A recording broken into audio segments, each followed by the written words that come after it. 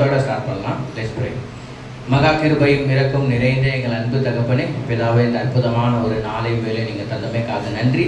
பிதாவே, நீங்கள் உன்னதமான தேவன், நீங்கள் பரிசுத்தமான தேவன், நீங்கள் அற்புதமான தேவன், நீங்கள் எந்தெந்த மாறாத தேவனாக இருக்கிறீங்க.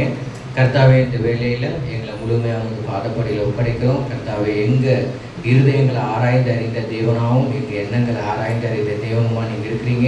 அவைகளை கர்த்தாவை நீங்கள் ஆட்கொண்டு உங்களது வார்த்தைகளை கொண்டு நிரப்பி அவைகளுக்கு ஏற்றபடி நாங்கள் மாற நீங்கள் உதவி செய்யுங்க. இந்த வேலையில் உங்களது பரிசுத்த ஆவியானவரை கொண்டு எங்களை மறைச்சி நீங்கள் வெளிப்படுங்க. Every glory belongs to you Lord and Jesus Christ. Amen. Great. So நான் வந்து எதை பற்றி பகிர்ந்துக்கலாம் அப்படின்னு இருக்கேன் அப்படின்னா, நான் ஒரு சில நாட்களாக வந்து கடவுளோட பெயர்களை பற்றி நான் படித்தேன். அது வந்து எனக்கு நிறைய விஷயங்களை கற்றுக்கிறதுக்கு உதவியாக இருந்தது. ஸோ கடவுளுக்கு வந்து நிறைய பெயர்கள் இருக்கு இல்லையா? ஏதாவது யாராவது சொல்ல முடியுமா? யெகோவா அப்படின்ற ஒரு பேர் நம்ம எல்லாருக்குமே தெரிஞ்சது. வேற ஷாலோம். ஷாலோம். நான் இருக்கிறவரா இருக்கிறேன் அப்படின்ற ஒரு ஸ்டேட்மெண்ட் இருக்கு. Alpha and omega. ஓகே, இந்த மாதிரி நம்ம நிறைய அவரோட பெயர்களை பற்றி நம்ம பார்க்குறோம் இல்லையா? ஸோ பைபிள்லேயும் வந்து நிறைய கடவுளுக்கான பெயர்களை நம்மளால பார்க்க முடியும். அந்த பெயர்கள் எல்லாமே அவருடைய குணத்தையும் அவரோட இருதயத்தையும் அவரோட பண்புகளையும் வெளிப்படுத்துறதா இருக்கும் இல்லையா? நம்ம நிறைய டைம் வந்து பைபிள்ல கடவுளோட பெயர்கள் பார்க்கும்போது அந்த பெயர்கள் வந்து எதை ரெஃபர் பண்ணோம் அப்படின்னா, கடவுளோட கேரக்டர், அவரோட ஹார்ட்டு, அவரோட ஆட்டிடியூடை பற்றி அங்கே ரெஃபர் பண்ணுறதை நம்மளால பார்க்க முடியும்.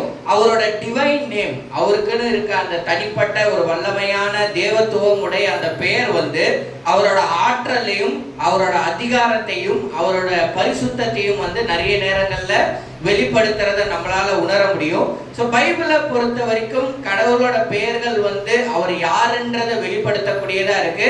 நம்மை பொறுத்தவரை நம்ம அதை நிறைய தெரிஞ்சுக்கும் போது கடவுளோட நாமங்களை, அவரோட பெயர்களை, அதுக்கான அர்த்தத்தை நம்ம புரிஞ்சிக்கும் போது அவர் உண்மையிலேயே யாரு அப்படின்றத புரிஞ்சிக்க அது நமக்கு உதவி செய்யுது. ஸோ இன்னைக்கு கூட நம்ம அவரோட ஒரு பெயரை பத்தி பார்ப்போம். அதன் மூலியமா அவர் யாரு அப்படின்றத அது நமக்கு புரிய வைக்கும்.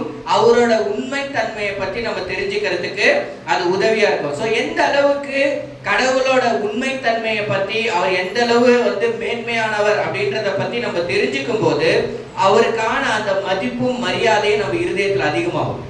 சரிங்களா? ஏன் நம்ம கடவுளோட பெயர்களை தெரிஞ்சுக்கணும்? ஏன்னா அந்த பெயர்கள் அவர் யாரு அப்படின்றத வெளிப்படுத்தக்கூடியதா இருக்கு, அவரோட உண்மை தன்மையை வெளிப்படுத்தக்கூடியதா இருக்கு.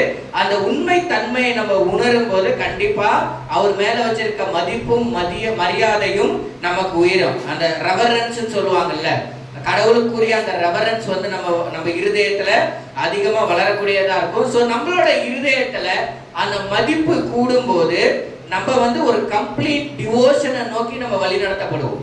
சரிங்களா? முழுமையா அவர் இடத்துல ஒப்படைக்கிறத பத்தியும் முழுமையா அவர்கிட்ட நம்ம சரணடைய பாதையை நோக்கியும் அது நம்மளை வழி நடத்தக்கூடியதா இருக்கும். ஸோ நம்ம இடத்துல வந்து அவர் எப்படியா இருக்க விரும்புறாரு அப்படின்ற விஷயத்தையும் அது வெளிப்படுத்துறதுக்கு அது உதவியா இருக்கும். ஸோ கடவுளோட பெயர்களை தெரிஞ்சுக்கும் போது அவர் நம்ம கிட்ட எப்படியா இருக்க விருப்பப்படுறாரு அப்படின்ற ஒரு விஷயத்தையும் அது தெரிஞ்சுக்க நமக்கு உதவியா இருக்கும். ஸோ நீங்க பார்க்கும்போது ஏசியன் ஹீப்ரூ கல்ச்சர்ல, அந்த கால எபிரேய கல்ச்சர்ல வந்து பெயர்கள் வந்து ரொம்ப முக்கியமா கருதப்பட்டது. அது ஜஸ்ட் வந்து கூப்பிடுற ஒரு பெயர் மாதிரி இல்லை. தனசரிகர், அதுக்கப்புறம் வந்து சாமுவேல் ப்ரோ அப்படின்னு கூப்பிடுற ஒரு பெயர்களா மட்டும் இல்லை இல்லையா? இப்ப நம்ம பேரை எதுக்கு வைக்கிறோம்? ஜஸ்ட் அவங்கள வந்து அது அவங்களுக்கான ஒரு அடையாளம் இல்லையா? அவங்கள வந்து நம்ம என்ன பண்றோம்? கூப்பிடுறதுக்கு மட்டும்தான் அதை நம்ம பயன்படுத்தக்கூடியவங்களா இருக்கும். ஈவன் நம்மள நிறைய பேருக்கு நம்மளோட பேரோட அர்த்தம் கூட தெரியாது. இங்க எத்தனை பேருக்கு உங்களோட பேரோட அர்த்தம் தெரியும்? ஓகே, ரொம்ப கம்மியா இல்லையா? நிறைய பேருக்கு நம்ம பேரோட அர்த்தம் தெரியாது. ஸோ ஏசியன் டைம்ல வந்து பெயர்கள் வந்து, ஏசியன் ஹீப்ரூ டைம்ல வந்து பெயர்கள் வந்து ரொம்ப ரொம்ப முக்கியமா கருதப்பட்டது. அந்த பெயர்கள் அவங்க வைக்கும் போது, அந்த பெயர்கள் அவங்க கேள்விப்படும் போது கண்டிப்பா அது அந்த நபரோட ஒரு குணாதிசயத்தை வெளிப்படுத்துது அப்படின்றத அவங்க ஸ்ட்ராங்கா நம்பினாங்க. ஒரு சில பெயர்கள் நம்ம பார்க்கும்போது ஆபிரகாம் அப்படின்னா என்ன அர்த்தம் அப்படின்னா, ஃபாதர் ஆஃப் எ கிரேட் மல்டிடியூட்னு அர்த்தம். ஸோ பெரிய கூட்டத்துக்கு அவர் வந்து யாரு? ஒரு தகப்பன் அப்படின்றத அவரோட அர்த்தம். ஈவ் அப்படின்னு பார்க்கும்போது லிவிங் அப்படின்ற மீனிங் அது தருது. ஸோ கண்டிப்பாக அது அவங்களுக்கு பொருத்தமான பெயர் தான். ஏன்னா அவங்க தான் mother of all living people. அதனால் ஈவ் அப்படின்னா லிவிங் அப்படின்னு அர்த்தம். சேட்டன் அப்படின்னா என்ன அர்த்தம்? அப்போசர் அப்படின்னு அர்த்தம். அப்போசர் ஆர் அட்வர்சரி அப்படின்னா எதிர்ப்பவன், பகைவன் அர்த்தம். சரிங்களா? இதுதான் அந்த பேருக்கு அர்த்தம். டெவில் அப்படின்னா அக்யூசர், குற்றம் சாட்டுபவன் ஆர் ஸ்லாண்டர், அவதூறு கூறுபவன் அர்த்தம். ஸோ இதுதான் அந்த பேருக்கான அர்த்தம். ஜாக்கப் அப்படின்னா என்ன அர்த்தம்? சரி, ஏமாத்துக்காரன். ஓகேங்களா? ஒரு தந்திரக்காரன் அப்படின்னு அர்த்தம். ஏன்னா அவர் வந்து என்ன பண்ணாரு, தன்னோட சகோதரனையும் தன்னோட மாமனாரையும் என்ன பண்ணாரு, அழகா தந்திரமா அவர் ஏமாத்தி அவருக்கு தேவையான விஷயத்தை, அந்த பர்த் ரைட்டா இருக்கட்டும், லிபான் கிட்ட இருந்த அந்த ஆட்டுக்குட்டிகளா இருக்கட்டும், எல்லாத்தையும் என்ன பண்ணாரு, அவரு எடுத்துக்கொள்ளக்கூடியவரா இருந்தாரு. ஸோ அதுக்கப்புறம் நாபால் அப்படின்னா என்ன அர்த்தம்? நாபால்னா ஃபூல்னு அர்த்தம், முட்டாள். ஓகேங்களா? அதுதான் நம்ம ஃபர்ஸ்ட் சாமுவேல் 25:25ல பார்ப்போம். ஜீசஸ்னா என்ன அர்த்தம்?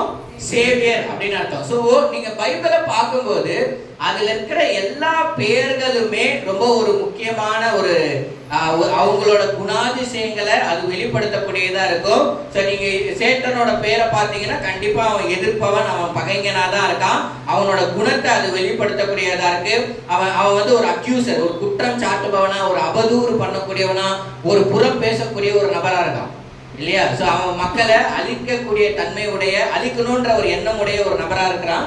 ஸோ அதை பார்க்கும்போது அவனோட குணம் அதை வெளிப்படுத்தக்கூடியதா இருக்கு. ஸோ இவங்க எல்லாமே அவங்க பெயர்கள் அவங்க இருக்கு இல்லையா? ஸோ அவங்க பெயர்களை நீங்க பார்க்கும்போது இவங்க எல்லாமே அந்த பெயர்களுக்கு ஏற்றது போல வாழ்ந்ததை நம்மளால பார்க்க முடியும் இல்லையா? அவங்க எல்லாருமே எப்படி வாழ்ந்திருக்கிறாங்க? அவங்க பெயர்களுக்கு ஏற்றது போல வாழ்ந்ததை நம்மளால பார்க்க முடியும். ஸோ அதுக்கப்புறம் பார்க்கும்போது ஸோ இந்த பெயர்கள் வந்து அவங்களோட நோக்கத்தை மட்டுமல்ல, அவங்களோட குணத்தை மட்டுமல்ல, அவங்களோட வாழ்க்கையின் நோக்கத்தையும் அது வெளிப்படுத்தக்கூடியதா இருக்கு அப்படின்றத நம்மளால புரிஞ்சுக்க முடியும். ஸோ பைபிள்ல கடவுள் பேரு, தேவனுடைய நாமம் அப்படின்னு வரும்போது பழைய ஏற்பாடுகள்ல வந்து அதுக்கு அதிக முக்கியத்துவம் கொடுத்து அதை நம்மளால பார்க்க முடியுது. நம்ம ஒரு சில வசனங்கள் நம்ம படிக்கலாம். இதுலயே இருக்கு. சங்கீதம் 148:13 யாராவது படிக்க முடியுமா? அவர்கள் கர்த்தரின் நாமத்தை துதிக்க கடவர்கள்.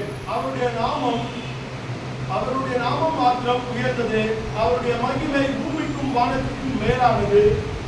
எங்கள் ஆண்டவராகிய கர்த்தாவே, உம்முடைய நாமம் பூமி எங்கும் எவ்வளவு மேன்மையுள்ளதாய் இருக்கிறது.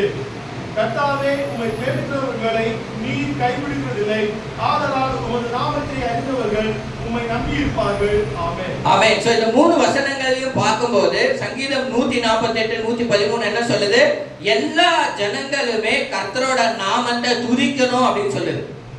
சரிங்களா? சோ எல்லா ஜனங்களுமே தேவனுடைய நாமத்தை துதிக்கணும்ன்றத நம்ம பார்க்கிறோம். தேவனுடைய நாமம் மட்டுமே ஒப்பிட முடியாத உயர்ந்த இடத்துல இருக்கு அப்படின்ற ஒரு விஷயத்தையும் நம்மளால இங்க பார்க்க முடியுது. சங்கீதம் 8:9 என்ன சொல்லுது? தேவனின் நாமம் வந்து பூமி எங்கும் எவ்வளவு மேன்மையா இருக்கு அப்படின்ற ஒரு விஷயத்தை நம்ம பார்க்கிறோம். அது எல்லாத்த விட ஒரு மேன்மையான இடத்தை வகுக்கிறத நம்ம பார்க்கிறோம். சங்கீதம் 9:10 என்ன சொல்லுது? தேவனுடைய நாமத்தை அறிந்தவர்கள் அவர் மேல தன்னோட நம்பிக்கையை வைப்பாங்க. சரிங்களா? சோ கடவுளோட பெயர்களை அறிந்து அதோட மீனிங்கை புரிஞ்சுக்கிட்டவங்க, அதோட அர்த்தத்தை புரிந்தவர்கள் வந்து அவர் மேல தன்னோட நம்பிக்கையை வைப்பாங்க. அந்த நம்பிக்கையை அவங்க வளர்த்து கொள்ளக்கூடிய ஒரு மக்களா இருப்பாங்க அப்படின்னு நம்ம பார்க்கிறோம். சோ ஓல்ட் டெஸ்டமென்ட்ல பார்க்கும்போது ப்ராஃபிட் எல்லாம் பேசுவாங்க இல்லையா? அந்த ப்ராஃபிட் எல்லாமே தேவனுடைய நாமத்தை முன்னிறுத்தி தான் பேசுவாங்க. சரிங்களா? சோ அவங்க கடவுளோட நாமத்தை முன்னிறுத்தி பிரசங்கிப்பாங்க. சோ நீங்க லேவியராகமம் 19:12 படிச்சு பார்த்தீங்க அப்படின்னா, லேவியராகமம் 19:12ல கடவுளோட நாமத்தை கொண்டு செய்யப்பட்ட எல்லா சத்தியங்களுமே அதிக ஜாக்கிரதையா பார்க்கப்பட்டது. சரிங்களா? சோ அது ரொம்ப ஒரு கேர்ஃபுல்லான விஷயமா பார்க்கப்பட்டது.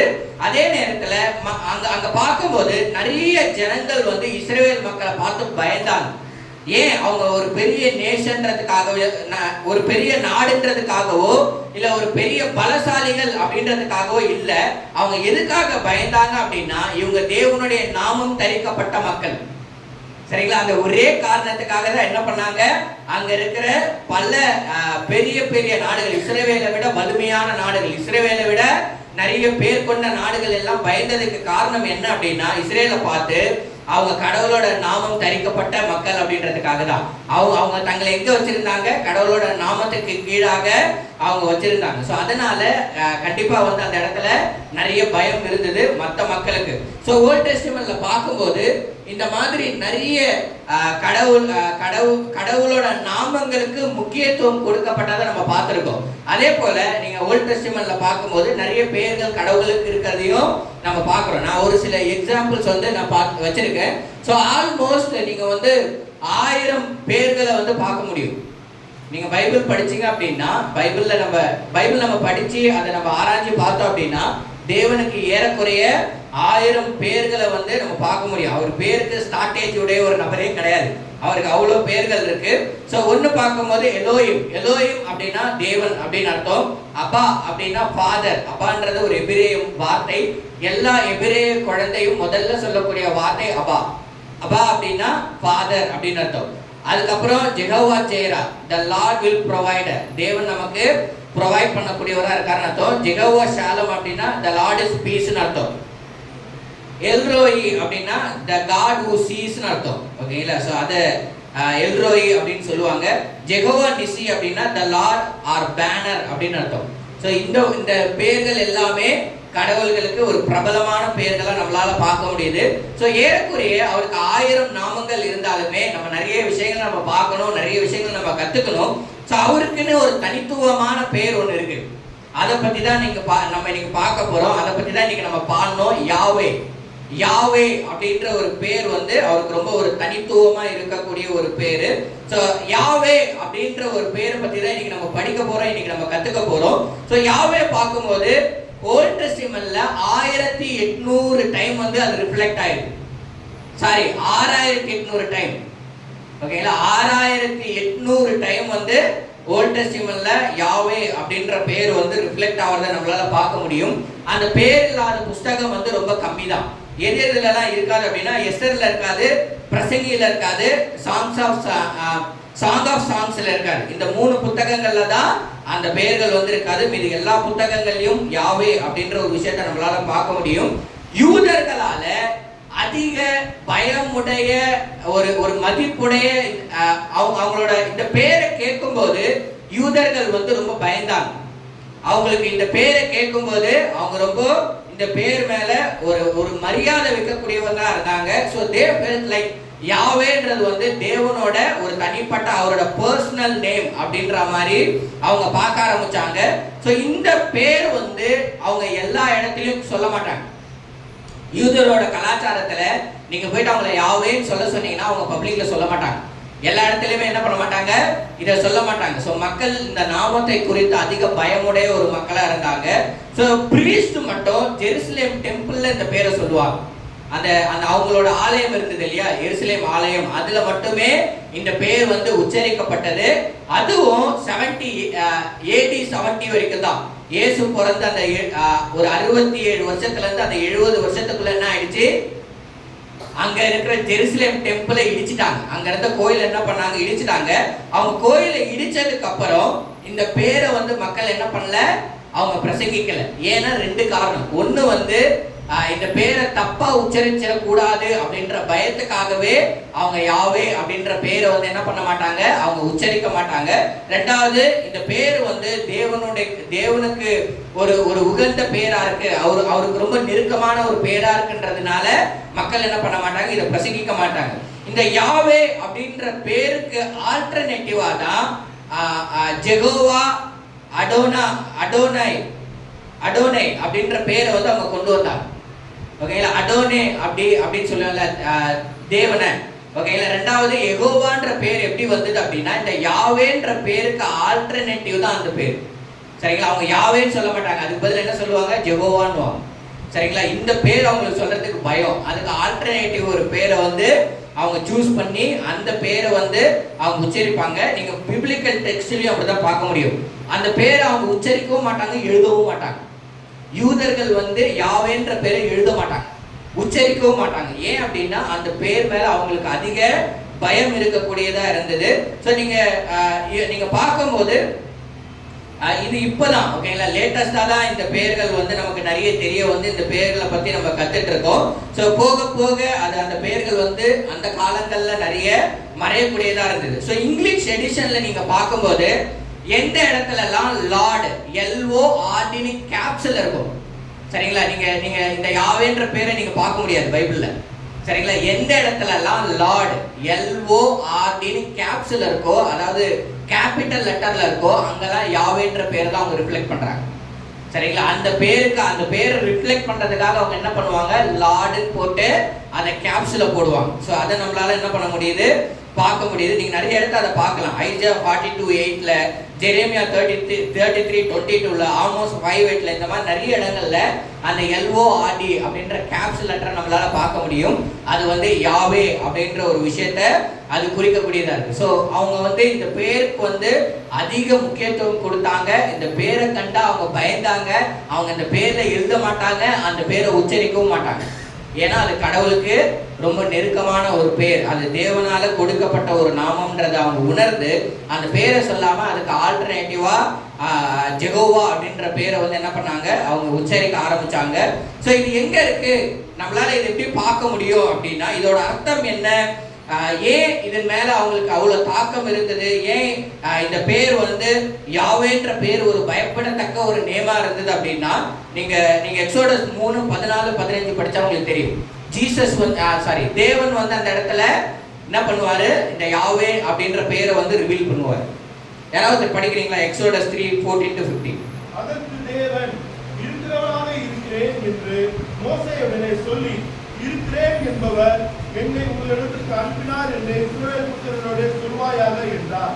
மேலும் தேவன் மோசேயை நோக்கி, ஆபிரகாமின் தேவனும் ஈசாக்கின் தேவனும் யாக்கோபின் தேவனுமாய் இருக்கிற உங்கள் பிதாக்களுடைய தேவனாகிய கர்த்தர் என்னை உங்களிடத்திற்கு அனுப்பினார் என்று நீ இஸ்ரவேல் புத்திரருக்கு சொல்வாயாக. என்றென்றைக்கும் இதுவே என் நாமம், தலைமுறை தலைமுறை தோறும் இதுவே என் பேர் பிரஸ்தாபம். ஆமென். எல்லாருக்குமே இந்த இன்சிடென்ட் தெரியும் இல்லையா? தேவன் வந்து என்ன பண்ணுவாரு, மோசஸை வந்து மீட் பண்ணுவாரு. ஒரு எரியிற செடி பக்கத்துல அவர் வந்து மீட் பண்ணுவாரு. எதுக்காக அப்படின்னா, எகிப்துல இருக்கிற அவரோட ஜனங்கள் வந்து எகிப்துல அடிமையா இருப்பாங்க, இஸ்ரவேலர் எகிப்துல அடிமையா இருப்பாங்க. ஸோ அந்த மக்களை மீட்டு வரதுக்காக என்ன பண்ணுவாரு, தேவன் வந்து மோசஸ் கிட்ட வந்து இனிஷியேட் பண்ணுவாரு. மோசஸ் அழைப்பாரு. மோசஸுக்கு அப்போ ஒரு கேள்வி இருக்கும். என்ன கேள்வி அப்படின்னா, எந்த தேவன் என்ன அனுப்புனாருன்னு அந்த மக்கள் கேட்டாங்கன்னா நான் என்ன சொல்றது, அவரோட நாமம் என்னன்னு கேட்டாங்கன்னா நான் என்ன சொல்றது அப்படின்ற ஒரு கேள்வியை அவர் அங்க கேட்டாரு. அதுக்கு தேவன் என்ன சொல்றாரு, ஐ ஆம் ஹூ ஐ ஆம் அப்படின்னு ஒரு வார்த்தையை சொல்றாரு. ஓகேங்களா? தமிழ்ல என்னது, நான் இருக்கிறவராக இருக்கிறேன் அப்படின்ற ஒரு வார்த்தையை சொல்றாரு. எபிரேய மொழியில ஐ ஆம்னா அதுக்கு வந்து என்ன அர்த்தம் அப்படின்னா, எபிரேய மொழியில பார்க்கும்போது ஐ ஆம் அப்படின்ற வார்த்தைக்கு யாவே அப்படின்னு அர்த்தம் சரிங்களா. அந்த ஐ ஆம் அப்படின்னுவாங்கல்ல, அந்த வார்த்தைக்கு இருக்கிறேன் அப்படின்னா எபிரேய மொழியில யாவே அப்படின்ற ஒரு மீனிங்க அதை தரக்கூடியதா இருக்கு. ஸோ அவர் என்ன சொல்றாரு, யாவே தேவன் உங்களை அனுப்புகிறாருன்னு சொல்லு. ஓகேங்களா? யாவே தேவன் மூலியமா தான் நான் வந்து பேசுறேன் அப்படின்றத சொல்லு. அது மட்டும் இல்லாம நான் யாரோட இந்த யாவே தேவனா இருக்கிறேன், நான் உங்களோட தகப்பர்களோட தேவனா இருக்கிறேன், ஆபிரகாம் ஈசாக்கு யாக்கோபோட தேவனா இருக்கேன்னு நான் போய் சொல்லு. இந்த நாமம் என்னுடையது, இந்த நாமம் வந்து உங்க ஜெனரேஷன், உங்களோட எல்லா சந்ததிக்குமே அது ஞாபகம் இருக்கணும் அப்படின்ற ஒரு விஷயத்த அவர் சொல்றதை நம்மளால இங்க பார்க்க முடியுது. ஸோ மோசஸ் எதுக்காக அந்த கேள்வியை கேட்டான்னு நினைக்கிறீங்க? மோசஸ் போய் சொல்லணும் இல்லையா? ஏறக்குறைய அவங்க பல நூற்றாண்டுகள் என்ன பண்றாங்க, அங்க அடிமைத்தனத்துல இருக்கிறாங்க. தன்னுடைய தகப்பனுடைய அந்த நாமத்தையே அவங்க மறக்கிற அளவுக்கு அந்த இடத்துல வந்து அவங்க ஆல்ரெடி என்ன பண்ணிட்டாங்க, ஐடியல் வொர்ஷிப்பை ஸ்டார்ட் பண்ணிட்டாங்க. அங்க இருக்கிற எகிப்தோட தேவர்கள் எல்லாத்துக்குமே ஒரு பேர் இருக்கு, அதுக்கு பின்னாடி ஒரு காரியமும் இருக்கு. அவங்க எல்லாருமே இதை தரக்கூடிய தேவன், இதை காண்பிக்கக்கூடிய தேவன் அப்படின்ற மாதிரி இருப்பாங்க. அங்க எங்க கடவுள் வந்து என்ன பண்ணுவாரு, தேவன் வந்து அங்க ஒவ்வொரு வாதை அனுப்புவார்ல, அந்த ஒவ்வொரு வாதைக்கு பின்னாடியுமே அவங்க கடவுள் அடிச்சு நொறுக்குவார்.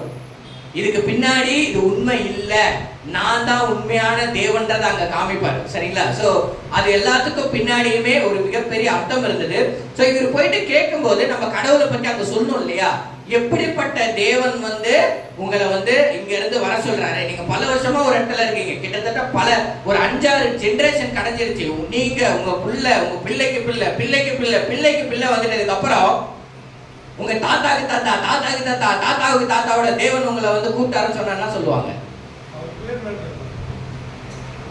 புரியுதுங்களா?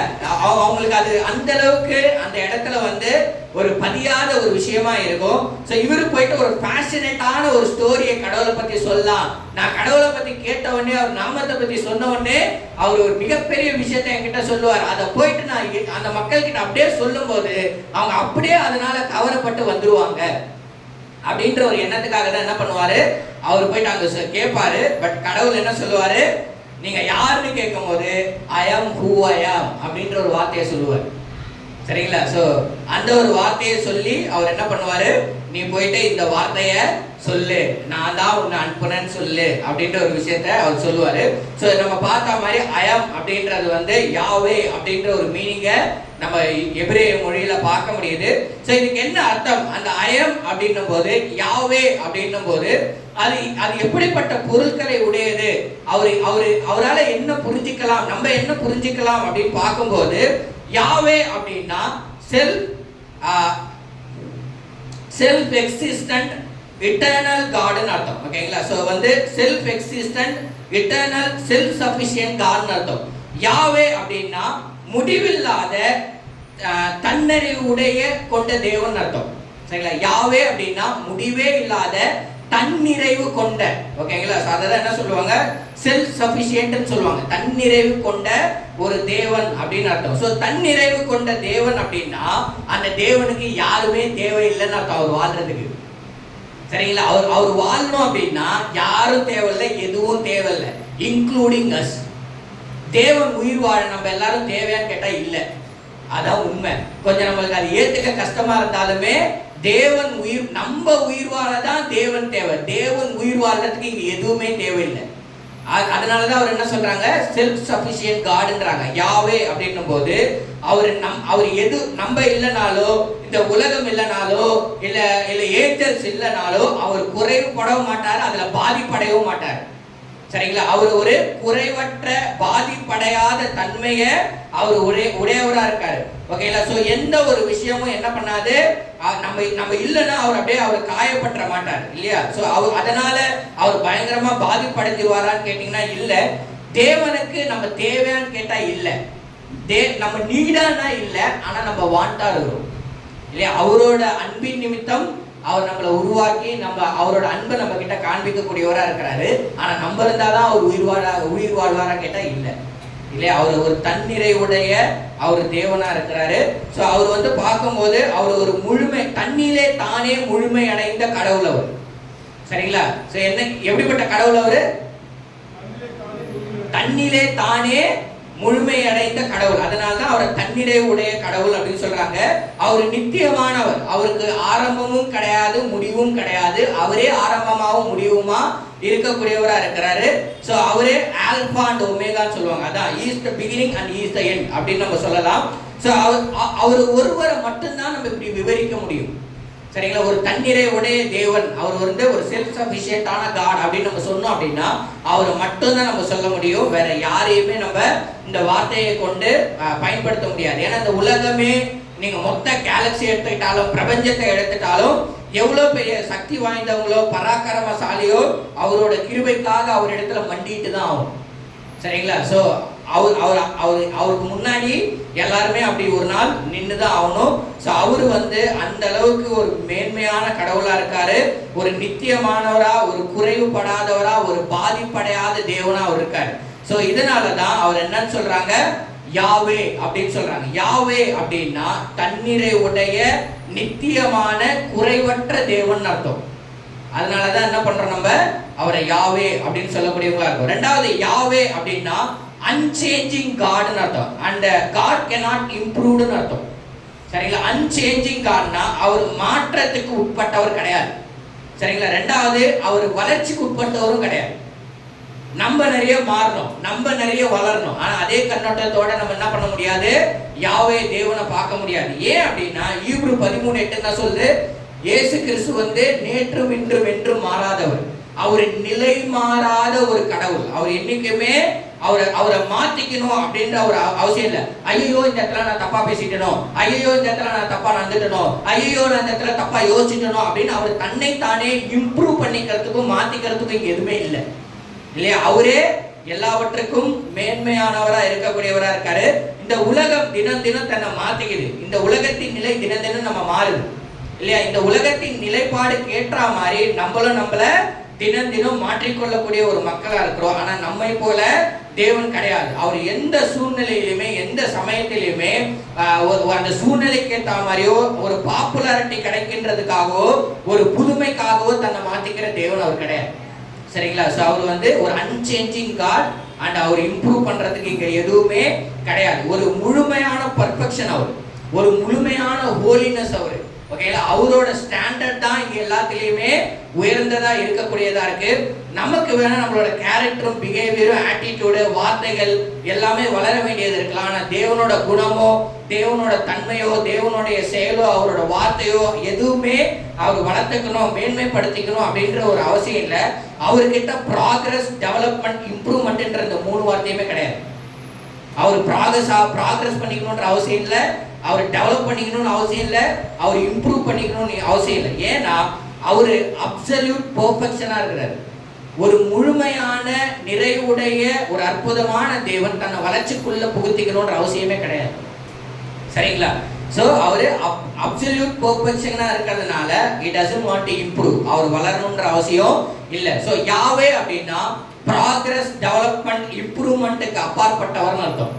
ஓகேங்களா. தன்னிலை மாறாதவர்னு அர்த்தம், அப்சல்யூட் பெர்ஃபெக்ட்னு அர்த்தம். அதை தான் நம்ம யாவே அப்படின்னு சொல்றோம். ஸோ மூணாவது யாவே அப்படின்னா அன்கம்பேரபிள் அர்த்தம், ஒப்பிட முடியாத தேவன் அர்த்தம். ஐசையா 40:17 யாராவது படிக்க முடியுமா?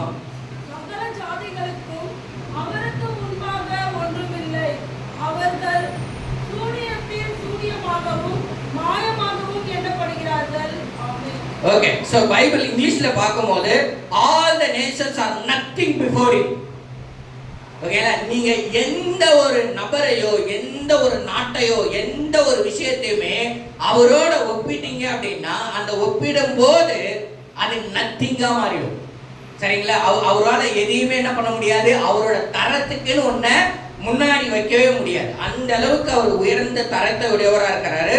They are accounted by as less than nothing and emptiness. அதாவது ஒண்ணுமே இல்ல வெறுமை அப்படின்றத விட கீழ் நோக்கி தான் அது பார்க்கப்படுமா. ஓகேங்களா. கடவுள் முன்னாடி எதையாவது நிறுத்தினீங்கன்னா நான் உயர்ந்தவன், நான் பயங்கரமா படிச்சிருக்கிறேன், எனக்கு பயங்கரமா பணம் இருக்கு, எனக்கு பயங்கரமா அறிவு இருக்கு அப்படின்னா கடவுள் முன்னாடி நீங்க நின்னீங்க அப்படின்னா உங்களை மாதிரி ஒட்டுமொத்த உலகமே நின்னுச்சுன்னா ஒண்ணுமே இல்லைன்றதுக்கு கீழே தான் நீங்க பார்க்கப்படுவீங்களா. அந்த இடத்துல கூட நம்மளை வச்சுக்க முடியாது. ஒன்னிமேல்ன்ற இடத்துல கூட நம்ம வச்சுக்க முடியாது. அதுக்கு கீழே தான் நம்ம இருப்போம். யோசிப்பாரு. அந்த அளவுக்கு அவரு கம்பேர் பண்ண முடியாத அளவுக்கு ஒரு உயர்ந்த ஸ்தானத்துல இருக்கக்கூடிய ஒரு தேவனா இருக்காரு. சரிங்களா. ஸோ அவர்கிட்ட நீங்க யாரை கம்பேர் பண்ணாலுமே எதை கம்பேர் பண்ணாலுமே அதன் தகுதி நிலை ஒன்றுமேல்ன்றதுக்கு கீழே தான். அவர் ஒன்றுமேல்ன்ற இடத்துல கூட நம்மளை வைக்க முடியாது. அதுக்கு கீழே தான் நம்ம இருக்கக்கூடிய ஒரு மக்களா இருப்போம். அந்த அளவுக்கு அவர் ஒரு மேன்மையான தேவனா இருக்கார். அதான் யாவேன்றது அன்கம்பேரபிள் காட் அப்படின்னு அர்த்தம். ஓகேங்களா. ஒப்பிட முடியாத உயரத்துல இருக்கிற அவர் தேவன். ஸோ யாவே அப்படின்னா God had no beginning and God is without end ன்னு அர்த்தம். அவர் தொடக்கமும் முடிவும் இல்லாத தேவன்றதுக்கு நம்ம யாவே அப்படின்னு சொல்லலாம். யாவே அப்படின்னா God is absolute reality ன்னு அர்த்தம். ஓகேங்களா. அவர் முழுமையாகவே ஒரு ரியாலிட்டியா இருக்கக்கூடிய ஒரு நபரா இருக்காரு. யாவே அப்படின்னா God is independent ன்னு அர்த்தம். முழுமையா அவர் இண்டிபெண்டன்ட். இங்க கடவுளுக்கு உபதேசம் பண்ற அளவுக்கு புத்தி சொல்ற அளவுக்கு யாருக்குமே இங்க ஞானம் இல்லை. ஓகேங்களா. ஸோ அவருக்கு யாரும் துணையும் தேவையில்லை, அவருக்கு யாரும் சப்போர்ட்டும் தேவையில்லை, அவருக்கு யாரோட கவுன்சிலும் தேவையில்லை. ஓகேங்களா. அவர் கம்ப்ளீட்டா இண்டிபெண்டன்ட். சரிங்களா. அவர்கிட்ட நம்ம என்ன பண்ண முடியாது, நம்ம உபதேசத்தெல்லாம் கொண்டு போய் நிற்க முடியாது. ஸோ அந்த அளவுக்கு அவர் கம்ப்ளீட்டா ஒரு இண்டிபெண்டான ஒரு கடவுள். ஸோ அதுதான் யாவே, அவர் கம்ப்ளீட்டா இண்டிபெண்டன்ட். யாவே அப்படின்னு பார்க்கும்போது அவர் தான் அல்டிமேட் ஸ்டாண்டர்ட் அர்த்தம். சரிங்களா? அதாவது ஒரு உயர்ந்த தரத்தில் இருக்கக்கூடிய, ஒரு உயர்ந்த தரத்தை வகுக்கக்கூடிய தேவன். அன்புக்குன்னு ஒரு முடிவு இருந்ததுன்னா அது யாவே கிட்ட தான் இருக்கும், வேற யாருக்கிட்டையுமே இருக்காது. நீதிக்குன்னு ஒரு முடிவு இருந்ததுன்னா அது அவர்கிட்ட தான் இருக்கும். அவர்கிட்ட கில்ட்டே இல்லை. அவர் தான் உலகத்தோட எக்ஸ்ட்ரீம் பியூட்டி. ஓகேல, நம்மளாம் ஃபேரனோவில் வச்சாலும் என்னென்னமோ பண்ணிலாம் வரல. ஆனால் அவர் தான் உலகத்தோட வாழ்ந்துட்டு இருக்கக்கூடிய எல்லா உயிர்களை காட்டிலும் எக்ஸ்ட்ரீம் பியூட்டி அவர் தான். சரிங்களா? ஸோ யாவே அப்படின்னா காட் ஆல்வேஸ் டஸ் ரைட்னு அர்த்தம். சரிங்களா? யாவே அப்படின்னா கடவுள் என்னைக்குமே சரியான விஷயத்தை தான் செய்வார்னு அர்த்தம். யாவே நத்திங் இஸ் worth moreன்னு அர்த்தம். சரிங்களா? அவருக்கு முன்னாடி நீங்க நிறுத்தினீங்க அப்படின்னா கிரேட்டஸ்ட் எதுவுமே இல்லை, பியூட்டி எதுவுமே இல்லை, வேல்யூபிள் எதுவுமே இல்லை, இம்பார்ட்டன்ட் எதுவுமே இல்லை. அவரு தான் எல்லாத்த விட ஒரு கிரேட்டான நபர், அவரு தான் எல்லாத்த விட பியூட்டியான நபர், எல்லாத்த விட வேல்யூவான ஒரு நபர், எல்லாத்த விட இம்பார்ட்டன்டான நபர். அதுதான் யாவே. சரிங்களா? ஸோ யாவே அப்படின்றதுக்கு இவ்வளோ அர்த்தங்கள் இருக்கு. இன்னும் கொஞ்சம் இருக்கு. யாவேனா ரிலேஷனல் காட். சரிங்களா? ஸோ இந்த மாதிரி நிறைய விஷயங்கள் யாவே அப்படின்ற ஒரு வார்த்தைக்கு உள்ளடக்கக்கூடியதா இருக்கு. யாவே அப்படின்னும் போது இவ்வளோ முக்கியமான விஷயங்கள் இருக்கு. சரிங்களா? அவரோட தன்மையில இவ்வளோ காண்பிக்கக்கூடியதா இருக்கு. ஸோ யூதர்கள் இதோட மேன்மையை பார்க்கும்போது தேவன் யாவே, அவர் யாவேவா, அவரோட நாமம் யாவே அப்படின்னு பார்க்கும்போது அவர் கம்பேர் பண்ண முடியாத அவர் உயரத்தில் இருக்கிறார். அவர் முன்னாடி தகுதி நிலைக்கும் கீழே இருக்கக்கூடிய ஒரு ஒண்ணுமே நிலைக்கும் கீழே இருக்கக்கூடிய மக்கள் நாம. வகையில அவர் மாற்றத்துக்கு உட்பட்டவர் இல்லை, அவர் வளர்ச்சிக்கு உட்பட்டவர் இல்லை, அவரே மேன்மையா இருக்கிறாரு, உயர்ந்தவரா இருக்காருன்னு பார்க்கும்போது அவரோட நாமத்தையும் அதோட அர்த்தத்தையும் புரிஞ்சிக்கும் போது அவங்க பயந்தாங்க. எழுதவே மாட்டாங்க, இந்த பேரை உச்சரிக்கவே மாட்டாங்க. யாவேன்னு யூதர்களோட வாயிலிருந்து வராது, அவங்களோட லெட்டர்ஸ்லயும் இருக்காது. சரிங்களா? அதுக்கு பேர் தான் யெகோவா, அடோனாய் அப்படின்ற ரெண்டு பேரை அவங்க உருவாக்குனாங்க. அடோனாய், யெகோவா அப்படின்னு சொன்னா யாவேன்னு அர்த்தம். அதுக்கு அந்த பேருக்கு இது ஒரு பேரை மாற்று பேரா உருவாக்குனாங்க. ஏன்னா அந்த பேரை அவங்க தப்பா கூட உச்சரிக்க கூடாதுன்னு நினைச்சாங்க. சரிங்களா? ஸோ அவர் நாமத்தை உச்சரிக்கிறது, தப்பா நடத்துறதோ தப்பா உச்சரிக்கிறதோ ஒரு தவறான செயலா பழைய ஏற்பாட்டில் பார்க்கப்பட்டது. இன்னைக்கு கேள்வி என்னன்னா, இதே யாவே கடவுளை தான் நம்மளும் வணங்குறோம். அவங்க கிட்ட இருந்த அந்த பயமும் மரியாதையும் நம்ம கிட்ட இருக்கா? அவங்க எழுதவும் மாட்டாங்க, பேசவும் மாட்டாங்க, உச்சரிக்கவே மாட்டாங்க. ஏன்னா அந்த அளவுக்கு அவங்க மனசுல மரியாதையும் பயமும் மதிப்பும் கடவுள் மேல இருந்தது. கரெக்டா? இன்னைக்கு எந்த அளவுக்கு நார்த் மண்டலம் பாரிஸ் கடவுளை மதிக்குது, எந்த அளவுக்கு நம்மளோட ரெவரன்ஸை நம்ம கடவுள் நம்ம இருதயத்துல பார்க்கிறார், எந்த அளவுக்கு நம்ம கடவுள் மேல பயமுள்ள ஒரு மக்களா இருக்கும் நம்ம யோசிக்கணும். சரிங்களா? இன்னைக்கு உங்க குடும்பங்கள்ல யாவே கடவுள் வாசம் செய்யறார். இன்னைக்கு என்னோட குடும்பத்தில் யாவே கடவுள் வாசம் செய்யறார். அவருக்கான மரியாதையான வார்த்தையை அவரால் பார்க்க முடியுதா? சர்ச்சில் மட்டும்தான் அவர் யாவே கடவுளா? வீட்டில் இல்லையா? வீட்டில் நம்ம இப்போ எப்படி வேணாலும் பேசிக்கலாமா, எப்படி வேணாலும் நடந்துக்கலாமா? இல்லை இல்லையா? ஸோ இன்னைக்கு கடவுளுக்கான மரியாதை உங்கள் குடும்பத்துல இருந்து எப்படி ஆரம்பிக்குது அப்படின்றத நம்ம யோசிக்கக்கூடிய ஒரு மக்களாக இருக்கும். ஸோ கடவுளுக்கான மரியாதை இன்னைக்கு மினிஸ்ட்ரியில் எப்படி இருக்கு அப்படின்றத நம்ம யோசிக்கக்கூடியவங்களா இருக்கும். கரெக்டு தானே? இன்னைக்கு மினிஸ்ட்ரி வரமாட்டோம். இன்னைக்கு இருக்கிற ஆக்சுவலான மினிஸ்ட்ரி ஆஃப் த ஸ்கிரீன் பேசணும் அப்படின்னா ஃபோன் பண்ணி எங்க இருக்கீங்க தயவு செய்து சொல்லுங்க, எங்க இருக்கீங்க? அப்படிதான் இன்னைக்கு மினிஸ்ட்ரி இருக்கு. வரலன்னா அவங்க ஃபோனே எடுக்க மாட்டாங்க, ரிப்ளைவும் பண்ண மாட்டாங்க, நேரில் வந்தாலும் பேச மாட்டாங்க. அதுதான் நீங்க கடவுளுக்கு கொடுக்குற மரியாதை. ஏன்னா நான் என் வீட்டுக்கு கூப்பிடல, உங்க வீட்டுக்கு வர சொல்ல, மினிஸ்ட்ரிக்கு வர சொல்ல. தேவனுடைய ஆலயத்துக்கு நீங்க வரும்போது அதுக்கான பயமும் பக்தியும் உங்க மனசுல இருக்கும். இல்லைன்னா அதுதான் நம்ம கடவுள் மேல வச்சிருக்கிற மரியாதையை அது காமிக்குது இல்லையா? ஸோ இன்னைக்கு நம்ம ஒருத்தருக்கு ஒருத்தர் இருக்கிற உறவுகள் எப்படி இருக்கு நம்ம அதை யோசிக்கணும். நம்மளோட உறவு நம்ம தேவன் மேல வச்சிருக்கிற மரியாதையை காமிக்கும். நம்ம ஒருத்தருக்கு ஒருத்தர் பேசிக்கிற வார்த்தை நான் தேவன் மேல வச்சிருக்கிற மரியாதையை காண்பிக்கும் இல்லையா? நம்ம எப்படிப்பட்ட வார்த்தைகளை நம்ம சகோதர சகோதரிகளுக்கு மத்தியில பயன்படுத்திக்கிறோம். எப்படிப்பட்ட நல் நடத்தையோட என் சகோதரியை நான் அணுகிறேன், எப்படிப்பட்ட நல் நடத்தையோட என் சகோதரன் நான் அணுகிறேன். நீங்கள் என்ன சொல்லிடலாம்ப்பா, அரவிந்த் சொல்லிட்டாருப்பா, அவருக்கு என்னப்பா தெரியும், சரி ஓகே நான் வேஸ்ட்டு தான்.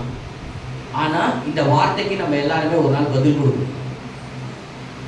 அன்னைக்கு யாவே கடவுள் முன்னாடி நிற்கும்போது அங்கே அரவிந்த் மொக்கையா சூப்பரா கிளாசிக்கா அதெல்லாம் அவசியம் இல்லை. அந்த கேள்விக்கு நம்ம பதில் சொல்லணும், அதுதான் அங்கே முக்கியம். சரியா? ஸோ நம்ம இன்னைக்கு எந்த அளவுக்கு நம்ம தனிப்பட்ட வாழ்க்கையிலும் குடும்ப வாழ்க்கையிலும் சபை வாழ்க்கையிலும் சகோதரத்துவத்திலும் தேவனுக்குரிய மரியாதையை நம்ம கடைபிடிக்கிறோம், அதை நம்ம யோசிக்கணும். ஓகேங்களா? ஸோ இன்னைக்கு நீங்கள் எங்கே நம்ம புறம் கூறிக்கிறோமோ அங்கே யாவே கடவுள் இருக்கார். நம்ம எங்கே காசிப் பண்ணுறோமோ அங்கே யார் இருக்கா? யாவே. யாவேனா யார்? அங்கே அந்த இடம் பயத்துக்குரிய ஒரு இடமா இருக்கும். ஏன்னா அந்த வார்த்தையை சொல்கிறதுக்கே அவங்க பயப்படுவாங்க.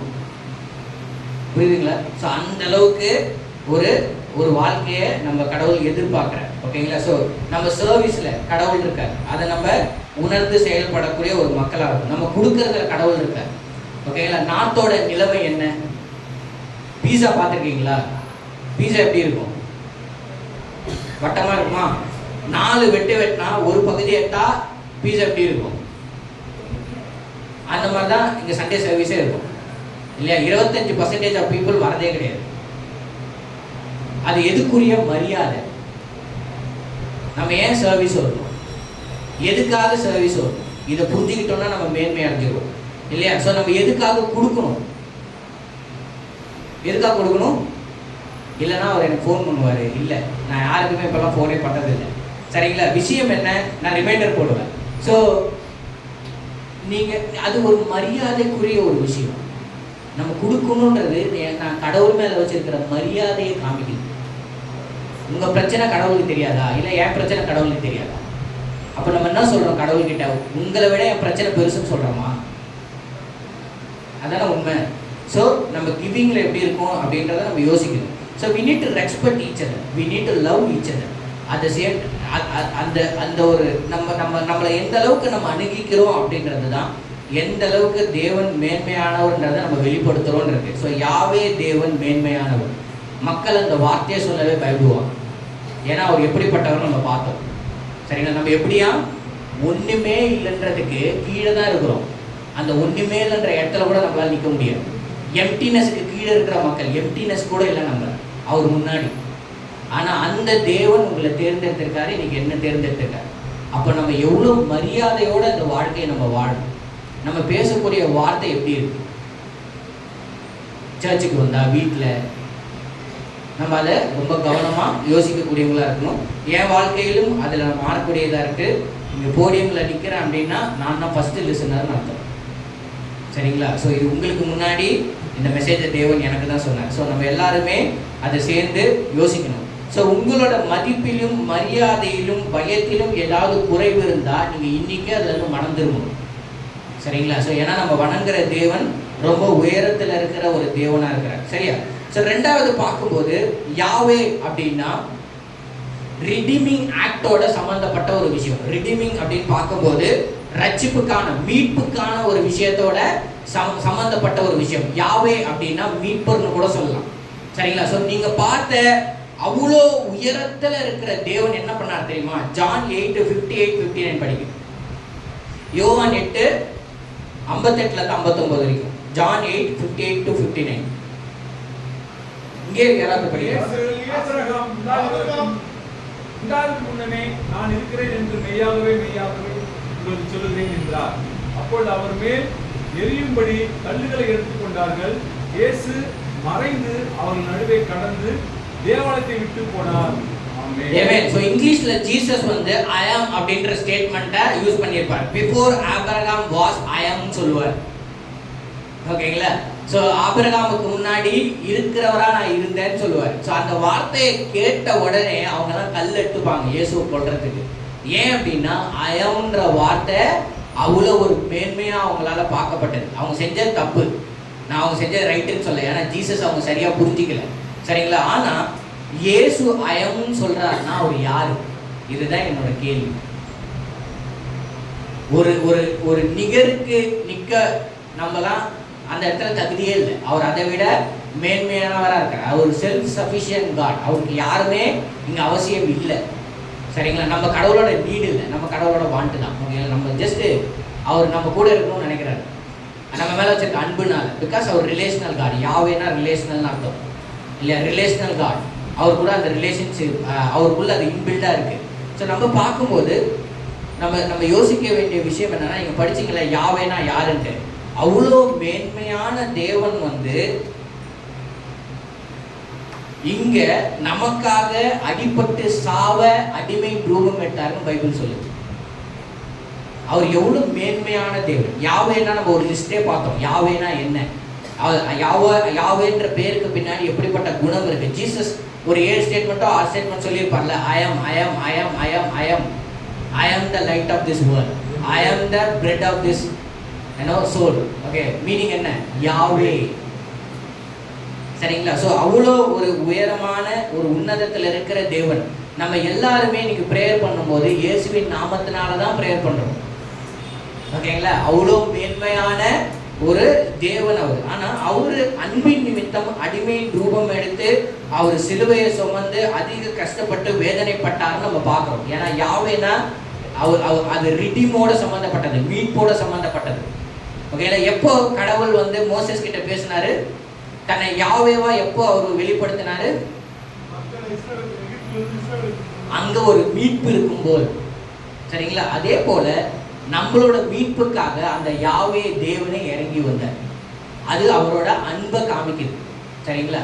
இன்னைக்கு இன்னொரு கேள்வி என்னன்னா, ஃபர்ஸ்ட் கேள்வி, எந்த அளவுக்கு கடவுள் என் வாழ்க்கையில அந்த ஒரு நான் என் வாழ்க்கையில பார்க்கும்போது இருக்கிற மரியாதை, அன்பு, ஓகே என்ன சொல்லலாம், ஹானர். ஓகேங்களா? ஹானராக இருக்கட்டும், ரெவரண்டாக இருக்கட்டும், எந்த அளவுக்கு இன்னைக்கு கடவுளை என் வாழ்க்கையில் அதை நான் கடவுளுக்கு என் வாழ்க்கை மூலியமாக அதை நான் காமிக்கக்கூடியவனாக இருக்கிறேன். ரெண்டாவது, யாவே கடவுள்ன்றது வந்து ஒரு ரிடீமர். ஓகேங்களா? அவர் ஒரு மீட்பின் தேவனாக இருக்கிறார். அவர் அன்பின் நிமித்தமாக நம்மளை மீட்டெடுக்கக்கூடிய ஒரு தேவனாக இருந்தார். ஸோ நம்ம யோசிக்கும் போது இன்னைக்கு எந்த அளவுக்கு கடவுள் மேலே என்னோட அன்பு இருக்கு இல்லையா? எந்த அளவுக்கு நான் கடவுள் அன்பு செய்கிறேன், இதுதான் கேள்வி. இந்த 2 கேள்விக்கு நம்ம பதில் கண்டுபிடிச்சிட்டாலே நார்த்து வளர்ந்துடும். ஒன்று, எந்த அளவுக்கு நான் கடவுளை ரெஸ்பெக்ட் பண்ணுறேன், எந்த அளவுக்கு நான் கடவுளை அன்பு செய்கிறேன். இந்த 2 கேள்விக்கு நம்ம பதில் கண்டுபிடிச்சாலே நம்ம யாரை மாறிட முடியும்? ஒரு சிறப்பான மக்களாக மாறிட முடியும். ஒரு சிறப்பான மக்களாக செயல்பட முடியும். கண்டிப்பாக அவரை அன்பு செய்யாதவங்க, அவரை மரியாதை செய்யாதவங்க அவரை நம்பவும் மாட்டாங்க. சரிங்களா? அதை நம்ம புரிஞ்சுக்கணும். ஸோ இன்னைக்கு நம்ம யோசிக்கும் போது இந்த 2 விஷயத்தோட நம்ம முடிக்கலாம். யாவே அப்படின்னும் போது அதுக்கு நிறைய அர்த்தங்கள் இருக்கக்கூடியதா இருக்கிறதா நம்ம பார்த்தோம். யாவேனா என்ன? ஒன்னொன்னு சொல்லுங்க பார்ப்போம். Sorry, okay okay. அவர் வந்து ஆதியும் அந்தமுமா இருக்கிறாரு. அவருக்கு ஆதியும் இல்லை, அந்தமும் இல்லை. அவரை யாரும் உருவாக்கல. நேற்றும் இன்றும் மாறாதவர். ஓகேங்களா? he doesn't want to change or he doesn't want to improve. அவர் மாறணும் வளரணும்ன்ற ஒரு கட்டாயத்துக்குள்ள அவர் இல்லை. வேற ஓகே. ஸோ கடவுள் எப்படி இருக்கிறாரு? யாவேனா worth more. ஓகேங்களா? இருக்கிற எல்லா இடத்தை விட அவர் தான் வந்து உயர்ந்ததா இருக்கிறாரு. யாவே அப்படின்னா ஆல்வேஸ் சரியான விஷயத்த செய்யறவர்னு அர்த்தம். யாவே அப்படின்னா அவர் ஒரு இண்டிபெண்டான காடுன்னு அர்த்தம். யாவே அப்படின்னா அப்சல்யூட் ரியாலிட்டின்னு அர்த்தம். யாவே அப்படின்னா அவங்க சொன்ன மாதிரி நோ பிகினிங் நோ எண்டு. ஓகேங்களா? அவர் தான் எல்லாமாவும் இருக்கிறாருன்னு அர்த்தம். யாவே அப்படின்னா ஓகேங்களா ஒரு அன்கம்பேரபிள் காடுன்னு அர்த்தம். ஒப்பிட முடியாத ஒரு தேவன். எதை நீங்க ஒப்பிட்டாலும் அது ஒண்ணுமே இல்லைன்ற இடத்துக்கு கீழே தான் இருக்கும். அந்த இடத்துக்கு கூட அது வராது. யாவே அப்படின்னும் போது unchanging God and God cannot be improved அர்த்தம். அவர் வந்து மாற்றம் அடையாத, வளர அவசியம் இல்லாத கடவுள். யாவே அப்படின்னும் போது செல்ஃப் எக்ஸிஸ்டன்ட் அண்ட் இட்டர்னல் காட்னு அர்த்தம். அதாவது தன்னிறைவு உடைய முடிவில்லாத தேவன் அர்த்தம் யாவே. சரிங்களா? அவ்வளோ மேன்மையான தேவன் நம்மளை அழைச்சிருக்கிறார், நம்மளை மரியாதையா நடத்துறார். என்னைக்காவது கடவுள் நம்மளை அவமரியாதையா நடத்தி நீங்க பார்த்துருக்கீங்களா? இல்லை. அவ்வளோ மேன்மையான தேவன் நம்மளை மேன்மையா கருதி நம்மளை மரியாதையா நடத்துறார். அப்போ எந்த அளவுக்கு நம்ம ஓகேங்களா, நம்ம யாரு? ஒரு குறைவுள்ள மக்கள். நிலை தடுமாறக்கூடிய மக்கள். நமக்கு முடிவு இருக்கு, நம்ம இம்ப்ரூவ் பண்ண வேண்டிய நிறைய விஷயம் இருக்கு, நம்ம சார்ந்து இருக்கக்கூடிய மக்கள், நிறைய இம்பர்ஃபெக்ஷன் நம்ம கிட்ட இருக்கு, நிறைய குற்ற உணர்வு நம்ம கிட்ட இருக்கு, நம்ம இருள குருட்டுத்தனமா நரகத்தை நோக்கி பயணித்துக் கொண்டு இருக்கக்கூடிய மக்கள். அப்ப நம்ம எந்த அளவுக்கு அந்த யாவே தேவன் மேல மரியாதையுடைய மக்களா இருக்கணும். இன்னைக்கு அவர் மேல வச்சிருக்கிற மரியாதையும் அன்பும் எது மூலியமா தெரியும்? நான் வாழ்ற வாழ்க்கை மூலியமா தெரியும். நம்ம வாழ்ற வாழ்க்கை மூலியமா தெரியும். நம்ம எந்த அளவுக்கு ஒரு சின்ன சின்ன விஷயத்தையும் அவரை நோக்கி சிறப்பா கருதுறோன்றது மூலியமா தெரியும். சரிங்களா? ஸோ இன்னைக்கு நம்ம முடிக்கும் போது இந்த ஒரு விஷயத்த யோசிங்க. யாவே அப்படின்னா அவர் இந்த அளவுக்கு உயரத்தில் இருக்கிற தேவன். அவரை யூதர்கள் அவர் பேரை உச்சரிக்க கூட மாட்டாங்க, எழுதவும் மாட்டாங்க. அந்த அளவுக்கு பயமும் பக்தியும் மரியாதையும் அவர் மேல இருந்தது. ஸோ இன்னைக்கு அதே யாவே கடவுளை வணங்குற நம்ம அவரோட மேன்மையை புரிஞ்சுக்கிட்டு அவர் மேல இருக்கிற அந்த மரியாதையையும் பயத்தையும் பக்தியையும் நம்ம அதிகரிக்கக்கூடிய ஒரு மக்களா இருக்கும். ஒண்ணு. ரெண்டாவது, அதே யாவே கடவுள் மீட்பின் கடவுளா இருக்கிறதுனால அவர் இந்த உலகத்துக்கு தன்னோட ஜீவனையே கொடுத்தவரா இருக்கிறார். சரிங்களா? அந்த அளவுக்கு அவர் நம்மள அன்பு செய்யறார். ரெண்டாவது, நம்ம அந்த அளவுக்கு அவரை அன்பு செய்யக்கூடிய ஒரு மக்களா இருக்கணும். ஸோ யாவே கடவுளை நம்ம உயரத்துல வச்சு மதிக்கக்கூடியவங்களாகவும் உயரத்துல வச்சு அன்பு செய்யக்கூடியவங்களாகவும் இருக்கணும். அந்த அன்பும் அந்த மரியாதையும் நம்ம வாழ்ற வாழ்க்கை மூலியமா கண்டிப்பா வெளிப்படும். Thanks for the listening.